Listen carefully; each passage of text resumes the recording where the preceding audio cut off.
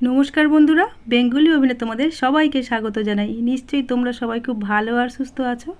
आज के आमि तोमादेर जोन्नो खूब सिम्पल और एक सहज झुड़ी भाजा रेसिपि निये चले एसेछि। और ये झुड़ी भाजाटा आमि बानिয়েছি सुजी दिए, যেটা বানানো যেমন সহজ খেতে কিন্তু খুব সুস্বাদু হয়। এই ঝুড়ি ভাজা রেসিপিটা আমি যেহেতু বেসন দিয়ে না বানিয়ে সুজিতে বানিয়েছি, এটা ভাজার সময় কিন্তু খুব কম তেল টানে। আর এর সাথে যদি অনেক ড্রাই ফ্রুটস মিশিয়ে দাও তাহলে কিন্তু এটা বাচ্চা এবং বড় সবার জন্য একটা হেলদি রেসিপি।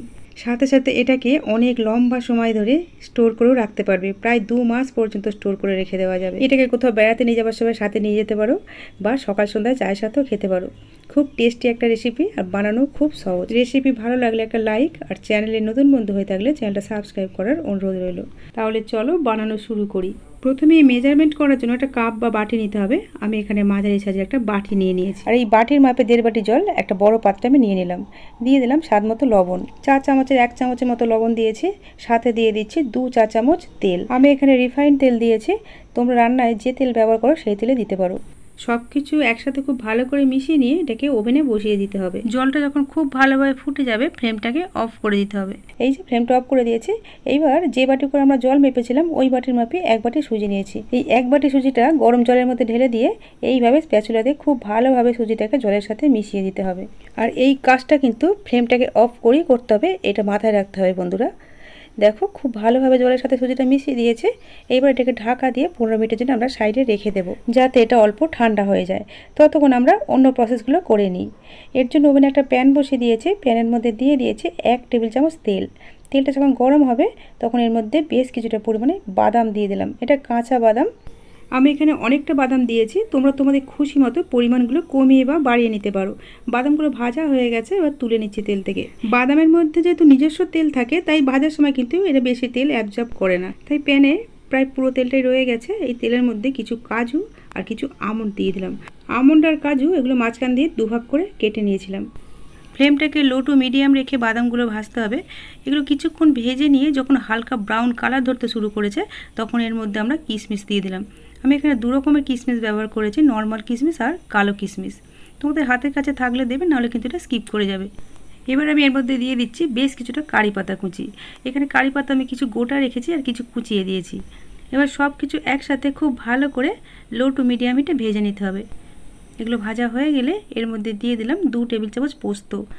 এই পোস্তটা দিলে ঝুড়ি ভাজার স্বাদ ডবল হয়ে যায়, তাই বন্ধুরা পোস্তটা যদি হাতের কাছে থাকে তাহলে অবশ্যই দিও। এই পোস্তটা দিয়ে আমি ফ্লেমটা অফ করে দিয়েছি আর গরম প্যানের মধ্যে এইভাবে কয়েক সেকেন্ড নাড়াচাড়া করে নিতে হবে। প্যানের গরমেই পোস্তগুলো যেমন ভাজা হয়ে যাবে, কারি পাতাগুলো মুচমুচে হয়ে যাবে। এবার আমি প্যান থেকে এগুলো ভেজে রাখা বাদামের মধ্যে দিয়ে দিলাম।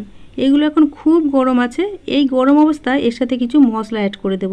এই গরম অবস্থায় মশলাগুলো দিলে সব কিছুর সাথে মশলাগুলো খুব ভালোভাবে কোটিং হয়ে যাবে আর ঝুড়ি ভাজাগুলো খেতে অনেক ভালো লাগবে। এর জন্য আমি দিলাম স্বাদ মতো লবণ, কিছুটা বিট লবণ, সাথে দিলাম বেশ কিছুটা চাট মশলা। এর বদলে তোমরা আমচুর পাউডারও দিতে পারো। আর সাথে দিচ্ছি 2 টেবিল চামচ গুঁড়ো চিনি। এই চিনিটা আমি কিছুক্ষণ আগে মিক্সিতে গুঁড়ো করে রেখেছিলাম।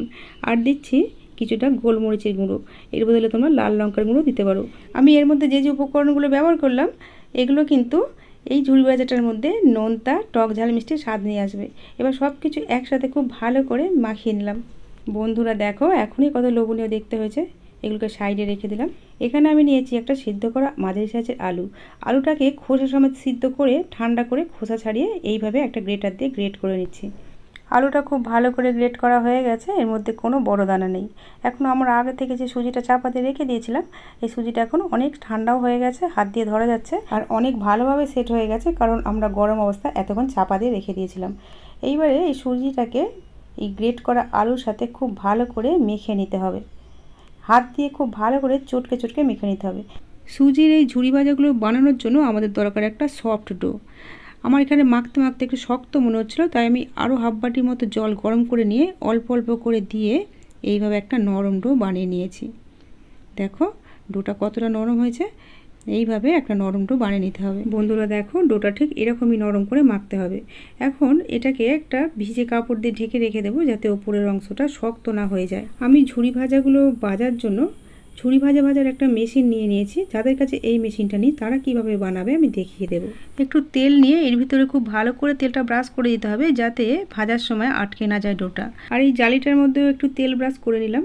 আমি এখানে সবথেকে ছোট ছিদ্রের জালিটা ব্যবহার করেছি, তোমরা ইচ্ছা করলে কিন্তু এর থেকে মোটা ছিদ্রের জালিও ব্যবহার করতে পারো। মেশিনের অন্যান্য অংশগুলো তো একটু করে তেল ব্রাশ করে দিলাম যাতে এটা ভাজার সময় কোনো অসুবিধা না হয়। তবে মেশিনের ওপরের অংশে যেন তেল না লাগে বন্ধুরা, তাহলে কিন্তু ভাজার সময় হাত স্লিপ করবে। আমি দুটো হাতেও একটু তেল মেখে নিলাম, তারপর সুজির ডো থেকে অল্প একটু অংশ নিয়ে এইভাবে লম্বা রোল করে মেশিনের মধ্যে দিয়ে দিলাম। সুজির বাকি ডোটাকে ভিজে কাপড় দিয়ে ঢেকে দিলাম, আর মেশিনের মুখটাকে একটু টাইট করে এঁটে দিতে হবে। টাইট করে না আঁটলে ভাজার সময় কিন্তু খুলে যাবে। দেখো কত সরু হয়ে পড়ছে, এটা ভাজার পর আরও সরু হয়ে যাবে। এইবার এইগুলোকে ভাজার পালা। এর জন্য ওভেনে একটা প্যান বসিয়ে তাতে বেশ কিছুটা তেল দিয়ে দিলাম। তেলটাকে খুব ভালো করে গরম করে নিতে হবে। তেলটা খুব ভালোভাবে গরম হয়ে যাওয়ার পর এইভাবে গরম তেলের মধ্যে দিয়ে দিতে হবে। তবে তেলে সরাসরি দেওয়ার আগে অন্য একটা জায়গায় দেখে নেবে যে এইভাবে পড়ছে কিনা, তারপরে দেবে।